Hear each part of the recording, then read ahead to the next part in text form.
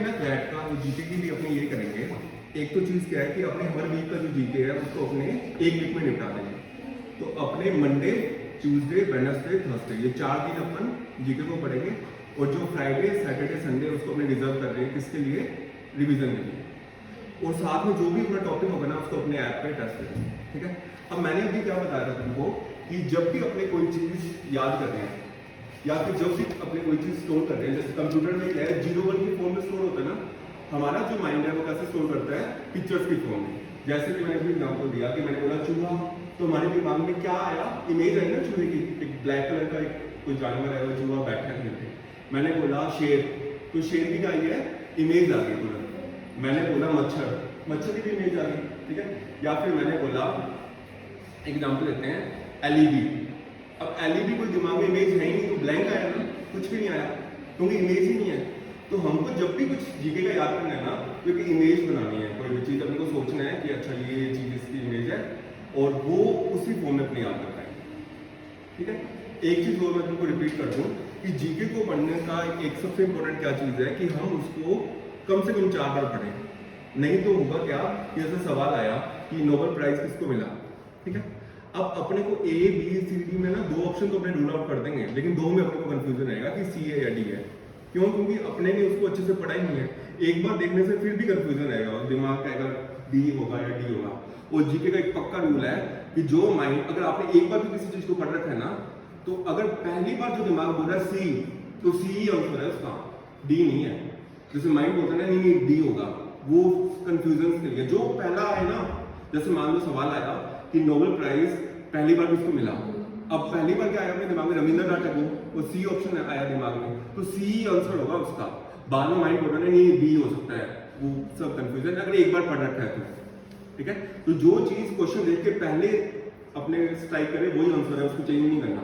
हाँ वो अलग बात है कि अपने को बाद में लगे नहीं अपने ने गलत सोच लिया था, तब तो अपने चेंज कर देंगे। करें टॉपिक शुरू, चलो। अपने अभी पढ़ रहे हैं दिल्ली एक्सरसाइज पॉलिसी केस। पहले पे आते हैं, अपन ने एक चीज और मैं तुमको बता दूं दोनों को कि हम लोग क्या करेंगे ना, इसको बार बार लिखेंगे नहीं। हमारा क्या मोटिव है कि जो 1 घंटा जीके गया उसको उसमें अपने याद कर लें, क्योंकि हमारे पास टाइम नहीं है, हमें स्कूल भी जाना है अभी और फिर हमें स्कूल में जाकर स्कूल का भी काम करना है, बोर्ड्स भी अपने। तो अपन क्या करेंगे, जो 1 घंटा जीके गया उसको यहीं याद कर लेंगे, घर पे हम ऐप खोलेंगे और उसमें टेस्ट दे देंगे उस टॉपिक का, ठीक है। और साथ में उसको रिवाइज कर लेंगे। पर ये नहीं है कि अपने यहाँ पे लिखे ज़्यादा और उसको फिर अपने घर पे जाके याद करें, इतना टाइम नहीं उसके पास है, क्योंकि बाकी भी तो करना है अपन को। तो ये जो 1 घंटा है अपने इसमें अभी याद कर लेंगे। तो पहले पॉइंट पे आते हैं, दिल्ली का जो डिप्टी सीएम है जिसका नाम क्या है, मनीष सिसोदिया। हुआ क्या इस वाले मैटर में कि दिल्ली में सीएम कौन है अभी, केजरीवाल, और दूसरा डिप्टी सीएम कौन है, मनीष सिसोदिया। एक चीज और ध्यान रखना, अगर कभी भी तुमसे पूछ लें कि इनमें से कौन सी पोस्ट कॉन्स्टिट्यूशन में नहीं है, ये बहुत बार आता है, तो अगर ऑप्शन दे रखो PM, president, deputy PM, governor, तो हमेशा ध्यान रखना डिप्टी पीएम, डिप्टी सीएम जैसी कोई कॉन्स्टिट्यूशनल पोस्ट है ही नहीं, इन्होंने अपने आप के लिए बना लिया, होता ही नहीं है। डिप्टी सीएम कॉन्स्टिट्यूशन में कहीं लिखा हुआ। तो अगर ये सवाल आ जाए कि इनमें से कौन सी पोस्ट कॉन्स्टिट्यूशनल पोस्ट नहीं है, तो डिप्टी सीएम को कर दो या फिर डिप्टी पीएम को कर दो। क्योंकि ये लोग क्या करते हैं कि सेकंड लीडर की हमें भी कोई इंपॉर्टेंस मिले, खुद की पोस्ट बना ली है, ऐसा कुछ है नहीं वैसे। अब डिप्टी पीएम बना ले चाहे अमित शाह की, मैं डिप्टी पीएम हूँ, तो कोई पोस्ट नहीं है। चले आगे, चलो। डिप्टी जो सीएम है Manish Sisodia was arrested on Sunday by the CBI in connection with the alleged corruption in the formulation and implementation of the now scrapped liquor policy for 2021-22। तो लिकर पॉलिसी को अंडरलाइन कर लो। अगर कोई एग्जामिनर पूछ रहा है कि क्या कारण की वजह से अरेस्ट हुआ है, तो अपने को पता होना चाहिए लिकर पॉलिसी। तो 2 चीजें अपने सीखी, दिल्ली का डिप्टी सीएम कौन है, मनीष सिसोदिया, सीएम कौन है, केजरीवाल। किस वजह से अरेस्ट हुआ है, लिकर पॉलिसी वजह से। ये मैं सुनूंगा अभी क्लास में जाने से पहले, तो अटेंटिव रहना है सभी को। He was arrested after he was questioned by the probe agency for over 8 hours। उससे 8 घंटे सवाल पूछे और फिर वो सही जवाब या कुछ सेटिस्फैक्टरी जवाब नहीं दे पाया और उसको अरेस्ट कर दिया। कभी भी किसी मिनिस्टर को अरेस्ट कर रहे हैं तो मजाक थोड़ी है, ठीक है। नॉर्मल आदमी वैसे अरेस्ट नहीं कर सकते। आप डिप्टी सीएम या इतनी बड़ी पोस्ट पे दिल्ली में जो बैठा है उसको अरेस्ट कर रहे हो, तो वो न्यूज सही इंपॉर्टेंट है। सेकंड पढ़ना गुरमीन news implementation. For its implementation, the policy had to first be examined by the Chief Secretary of Delhi, Naresh Kumar, who was appointed in April this year. After receiving the proposal from the Excise Department, the CS had found procedural Left side. lapses and irregularities in the Delhi Excise Policy 2021 to 2022. On 8 July, he sent a report to Sisodia, who heads the Excise Department, and asked for a reply. अब इस पे आने से पहले ना मैं मेरी CLAT की प्रिपरेशन में जाता हूँ, ठीक है। वापस जब मैं क्लैट की प्रिपरेशन कर रहा था 2012 में, और उस टाइम क्या था, जो ये वाला स्कैम है ना, कॉमनवेल्थ गेम्स का स्कैम, वो चल रहा था। कॉमनवेल्थ गेम्स का स्कैम भी चल रहा था, साथ में रिवोल्यूशन भी हो रहे थे, ट्यूलिप वगैरह। तो उस टाइम हमें पता था कि कॉमनवेल्थ गेम्स इतना न्यूज़ में था कि कई बार क्या होता है कि कोई चीज़ बहुत ज़्यादा न्यूज़ में हो ना, तो एग्जामिनर छोड़ देता है कि ये तो इतना इंपॉर्टेंट है, इसमें तो सवाल बनता ही नहीं, कि हर किसी को पता है। अब जैसे राहुल गांधी वाला डिफेमेशन केस चल रहा है, अब ये तो सभी को पता है ना। या फिर अडानी हिडनबर्ग वाला इशू हो गया कि उसकी वेल्थ कम हो गई, तो सभी को पता है। तो एग्जामिनर नहीं चाहेगा कि ऐसे सवाल जो सभी को पता हो वो हम पूछते हैं। एक देखो, हमेशा क्या है, एक स्मार्ट चीज बताता हूँ। कोई भी पेपर अगर मान लो 100 नंबर का है, ठीक है, उसका अगर सिलेबस है ना, तो 80% और 20% ये रूल अप्लाई करता है। अब ये रूल समझो, ये वाला रूल है ना, समझ के ना तो आधा काम कंप्लीट हो जाएगा। यहाँ से सुनना, मान लो ब्लैक पेपर 100 नंबर का है, तो उसके सिलेबस में उसको दो पार्ट डिवाइड कर सकते हैं, 80% और 20%। इसका क्या फॉर्मूला है कि जो 20% सिलेबस है ना और 80% सिलेबस है, तो 20% ऐसा सिलेबस होता है जिसमें से 80% का पेपर आता है। यानी 20% चीजें ऐसी है जो अपने को 80% पेपर सॉल्व करवा देंगे, और 80% उसमें ऐसा है कुछ, ठीक है, जो सिर्फ 20% ही आएगा। आपको स्ट्रेटेजिकली पता लगा लेना चाहिए कि ये पूरा पेपर है, ये सिलेबस है। सो जैसे इतनी चीजें हैं, उनमें से 20% ऐसी चीजें हैं जो आपको 80% नंबर दिला देंगे, ठीक है। बस आपको पता होना चाहिए कि ये 20% चीजें कौन कौन सी हैं और कैसे हैं, वो अपने को पता लगानी है। और 80% चीजें फालतू की हैं जो सिर्फ 20% के लिए हैं। जैसे जब हम स्कूल में थे, हिंदी ग्रामर का हमको पता होता ना, ये ऐसे कर लो, ये कर लो, इससे अपना बेड़ा पार हो जाएगा, और इनमें से कुछ कितना भी आ जाए अपने कर लेंगे लड़की, और अपने छोड़ देते थे उसको कॉन्फिडेंस से। कई बार होता था बहुत ही बुरा कि उसमें वही आ गया, ठीक है। और बहुत बार ऐसा होता था जो अपने छोड़ा उसको तो कुछ पूछा ही नहीं है, और कहते थे कि बढ़िया रहा, ठीक है। तो अपन को कंपटीशन निकालना है ना, तो अपन को स्मार्टली काम करना है। क्योंकि सबसे बुरी बात क्या है, स्कूल में सबसे ये था कि अगर 9th में मेरे 90% आए, इसके भी 60% आए, इसके 40 आए, हम तीनों चले गए ना 10वीं में, ठीक है। लेकिन जब मैंने क्लैट का पेपर दिया तो मेरे जो 108 नंबर आए, और जो पीछे वाले के 40 नंबर आए, उसके 30 आए, और जिसके 116 आए, हम अलग अलग गए हैं, और कुछ तो गए ही नहीं, ठीक है। तो अपन को क्या करना है कि अपन को कंपटीशन में ये पता होना चाहिए कि कंपटीशन किस लिए हो रहा है, लोगों को फेल करने के लिए। और सीबीएसई क्या करवा रही है, लोगों को पास करनी है। नोज स्कूल में तुम चले गए, उनको तो पास करवाना है ना, अगली बार सीट लेनी है, यही तो चीज है, वो तो पास करेंगे। और अगर मान लो ये 90 से हो रही है, ये 30 से हो रही है, क्या मतलब, ठीक है। अल्टीमेटली मेन एम क्या उनका, उनको तो सीबीएसई का तो कि पास हो, जो बिल्कुल ही गलती हो वो फेल हो। यहाँ पे क्या एम है, क्रीम वाला बच्चा है ना, जो सही में शार्प है और जिसको फंडा जिससे क्लियर है, उसको निकालना। तो बहुत बच्चे ऐसे होंगे जो स्कूल में कुछ भी नहीं करते हैं, एकदम डफ कर रहे हैं, कुछ भी नहीं, लेकिन कंपटीशन में उनको आता है, वो निकाल जाएंगे। मेरे +2 में मेरा पेपर बहुत खराब हुआ था, 65.40% है, ठीक है। और 65% वाला नंबर वाला बिल्कुल ही एवरेज बच्चा है ना, 65% वाले को कोई गिनता है 65 वाले को। और मेरे साथ में कोचिंग में जब पेपर करे तो 95% वाले ऐसे लड़के बैठे थे जो ऐसे बोल रही इंग्लिश ना फूल गिर रहे हैं, और मैं बैठा सोच रहा हूँ वहाँ पे, सही में उस लड़के का नाम प्रभजोत था, वो वहाँ बैठती थी कोचिंग में। मैंने कहा ये एक सीट तो ले गई। मैंने ये सोचा भाई हर टीचर जो सवाल पूछ रहे हैं वो पहले बता दे रही है। वो टीचर पूछा क्लैट में इसमें ये चीज होगा, उसने 3 पॉइंट पहले बता दिए। तो मैंने कहा एक सीट तो खत्म, ये तो ये लेके है, ठीक है, बाकी ढूंढते हैं, चलो एक सीट तो गई ऐसे। वो क्लैट के पेपर में मेरा हो गया, उसका नहीं हुआ। वो प्राइवेट कॉलेज में निर्मा में है, अभी पास आउट हो गई होगी, लेकिन मेरा एनएलयू हो गया उस टाइम, और मेरे 65% थे, उसके 95% थे। तो एग्जामिनर में यही अच्छी बात है, क्लैट में क्या कर रखा है, 45% का क्राइटेरिया रख रखा है कि जो भी बंदा जिसके 45% नंबर है वो आओ और पेपर दो, नहीं तो कर देगा 90% से नीचे दो मत। IIT में 75% से नीचे नहीं दे सकता बंदा, क्लैट में 45% रखा है, हमें चाहिए ही नहीं वो चीज़। हमें क्या चाहिए, पैसेज हैं, पढ़ना आता तो मैं पढ़ो और नीचे क्वेश्चन सॉल्व कर दो, खत्म, ठीक है। चलो अब क्या हुआ, जो कॉमनवेल्थ वाले गेम्स थे ना, उन्होंने क्या स्कैम किया कि जो महंगी महंगी चीज़ें थी, जैसे सपोज करो कि 100 कुर्सियां चाहिए, तो एक कुर्सी की वैल्यू दिखा दी 15,000 रुपये, ठीक है, कि कौन चेक कर रहा है, और उसमें उन्होंने इतने पैसे कमा लिए और बिल बना के फर्जी, और उसमें इतना बड़ा स्कैम हो गया, ठीक है, और 2G स्पेक्ट्रम में ए राजा वाला स्कैम हो गया, ठीक है। तो ये स्कैम करते क्या, जो बड़े आदमी है ना, वो कोई चीज़ खरीदेंगे सस्ती और उनको दिखा देंगे महंगी।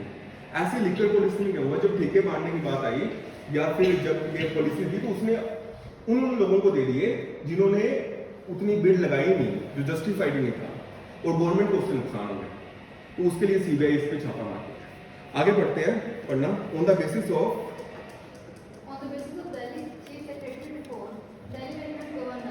वी के सक्सेना को अंडरलाइन कर लो, ये याद करना है पॉइंट कि कौन दिल्ली का लेफ्टिनेंट गवर्नर है। लेफ्टिनेंट गवर्नर और सीएम में क्या फर्क है, फटाफट बताओ। लेफ्टिनेंट गवर्नर और सीएम में क्या फर्क है? क्या कोई राजस्थान का लेफ्टिनेंट गवर्नर है? राजस्थान का सीएम कौन है? वसुंधरा तो नहीं है, ठीक है। लेफ्टिनेंट गवर्नर कौन है? क्या चंडीगढ़ का लेफ्टिनेंट गवर्नर है?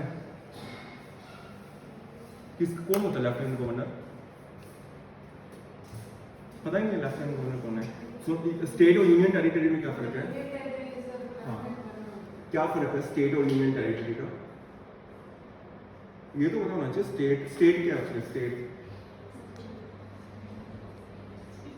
स्टेट नहीं पता कितने स्टेट्स हैं इंडिया में? 29। यूनियन टेरिटरी कितनी है? यूनियन टेरिटरी देखो मैं बताता हूँ क्या सिस्टम है। कोई पूछ ले स्टेट और यूनियन टेरिटरी का क्या सिस्टम है। जब अपना देश आजाद होने वाला था ना 1947 में, तब क्या पंगा हुआ कि हम लोग है ना, पूरा जो इंडिया का नक्शा था उसमें अलग अलग राजा गवर्न कर रहे थे। अब क्या हुआ कि गवर्नमेंट तो बन गई, ब्रिटिशर्स चले गए, तो कुछ लोग ये कह रहे थे कि भाई हमें अलग कर दो देश से। जैसे हैदराबाद कह रहा है कि हमें अलग कर दो, या फिर कुछ ऐसे हैं जो बहुत ही छोटे थे और उनको स्टेट बनाना सही नहीं था। अब जैसे मान लो दमन एंड दीव कितना छोटा सा है, अब उसको स्टेट बना दे तो फिर कितना, एक स्टेट बनना तो पूरा चाहिए ना, बजट काफिला करा। तो हमने क्या सोचा कि कुछ लोगों को तो मर्ज कर दिया। जैसे मान लो महाराष्ट्र थी, गुजरात थी, इनको तो अलग अलग करके हमने वो बना दिया। लेकिन हमने क्या किया, जो बहुत ही छोटे हैं ना और वो किसी स्टेट से मिलना भी नहीं चाह रहे, तो उनको हमने बोल दिया कि सेंट्रल गवर्नमेंट इसको डायरेक्ट चलाएगी और हम एक अपॉइंट करेंगे एलजी, जिसका नाम होगा लेफ्टिनेंट गवर्नर, और वो लेफ्टिनेंट गवर्नर गवर्नमेंट अपॉइंट करेगी और वही पूरा काम करेगा जैसे सीएम काम करेगा। तो हमें वो नाटक नहीं चाहिए, फाइनेंस मिनिस्टर वो सब, सेंट्रल गवर्नमेंट सीधा फंड करेगी। क्या चंडीगढ़ यूनियन टेरिटरी है? क्या चंडीगढ़ यूनियन टेरिटरी है? क्या चंडीगढ़ कैपिटल है किसी की? किसकी? पंजाब और हरियाणा की। दिल्ली यूनियन टेरिटरी है? पर दिल्ली में सीएम भी तो है।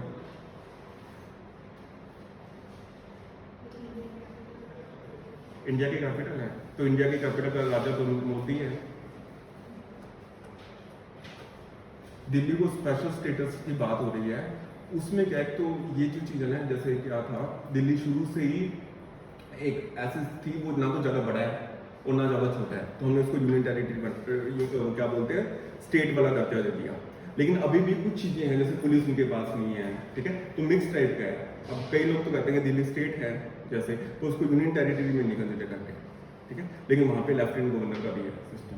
तो अभी तो केजरीवाल कह रहे हैं ना कि लेफ्टिनेंट गवर्नर को हटाओ, हम खुद ही चलाएंगे। अभी भी उनको परमिशन लेने की जरूरत पड़ रही है। तो अभी कौन है यहाँ पे गवर्नर कौन है? वीके सक्सेना। याद आएगा? कैसे याद करें इसको, वीके सक्सेना को? कैसे याद करते हैं? कुछ ना कुछ तो बनाना ही पड़ेगा। अब मैं अगर क्लैट का स्टूडेंट होता ना और मेरे को ये याद करना होता, तो मैं कैसे याद करता उसको? अभी अपनी क्या टॉपिक पढ़ रहे हैं? दिल्ली वाला, ठीक है, एक्साइज वाला, शराब वाला पंगा चल रहा है। तो मेरे को कुछ ऐसा लिंक करना है इससे कि भाई मैं अगर दिल्ली का लेफ्टिनेंट गवर्नर का नाम आए तो मैं वीके सक्सेना बोलूँ। अब अपने वो होता है ना कि मानो कोई शराब पी के गाड़ी चला रहा है, ठीक है, तो हमने शराब पी के, ठीक है, वैसे अपने क्या रखेंगे, पीके से वीके, ठीक है। तो अभी क्या है, अपना जो टॉपिक है वो यही तो है ना कि शराब में पंगा हुआ है, तो पी के कोई चला रहा था ऐसे, तो वीके, पीके वीके याद रहेगा, वीके सक्सेना। क्योंकि ऑप्शन में आएगा दिल्ली, तो अपने को याद आ जाएगा दिल्ली वाला जो मैटर है वो कौन सा था, लीगल पॉलिसी हमने पढ़ रहे थे, कौन है एलजी, पीके वीके वीके, ठीक है। VK Saxena ordered a CBI probe into the controversial Delhi excise policy 2021-22, ठीक है। अब दिल्ली लिकर पॉलिसी है क्या, उस पे आते हैं। प्रपोज इन 2020 पन्ना, ये गुरमीन Proposed in 2020, it came into effect in November 2021. Delhi was divided into 32 zones. इसको अंडरलाइन करना कि जो दिल्ली है वो कितने जोन्स में डिवाइडेड है, 32 जोन्स में, with each zone having 27 liquor bands. Her zone की कितनी है, 27 लिकर, यानी ठेके मान लो ऐसे 27 ठेके हैं। और दिल्ली में शराब महंगी है सस्ती है? राजस्थान से, चंडीगढ़ में, जो भी यूनियन टेरिटरी है ना वहाँ पे शराब सस्ती है।